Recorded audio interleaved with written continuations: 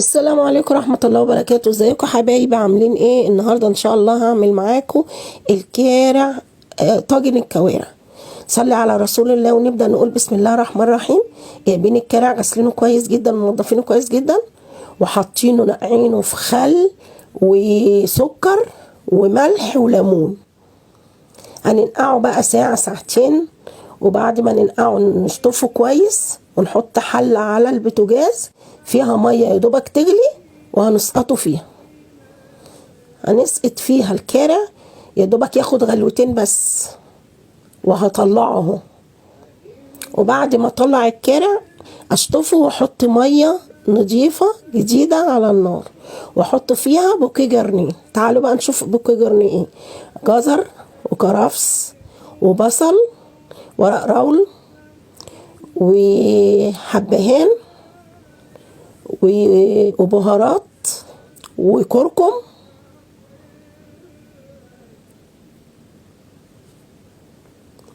ولو عندك قرنفل حطي حبايتين قرنفل.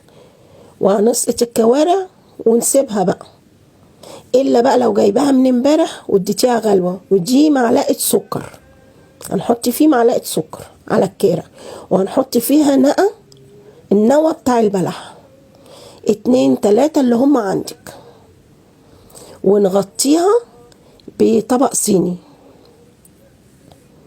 ونسيبها. انا كنت عاملاها من بالليل، سبتها تلت ساعة من بالليل.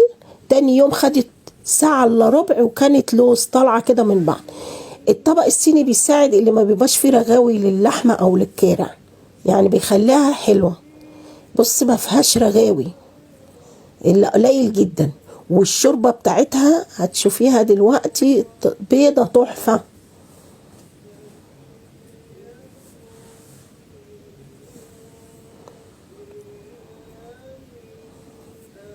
واستوت بقت لوز. بصوا بقت لوز كده.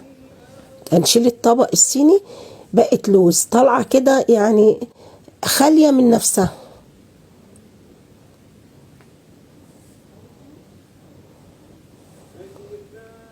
الشوربة بتاعتها بيضة زي الشمع وطعمها تحفة.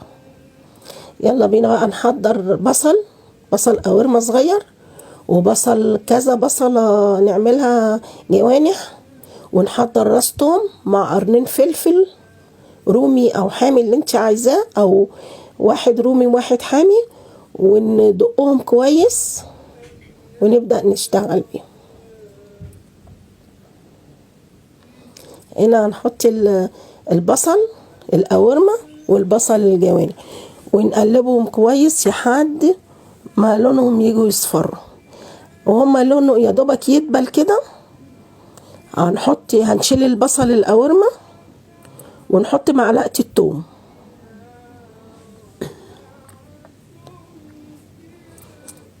احط معلقة الثوم دلوقتي. الثوم ده عليه قلنا يعني فلفل اخضر عشان يدي ريحة حلوة.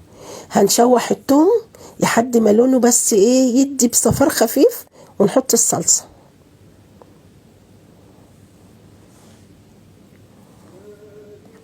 هنشوح البصل بالصلصة كويس يعني حوالي ثانية كده، ونبدأ نحط الطماطم. نسيبها بقى تتسبك. نحط معلقة هريسة،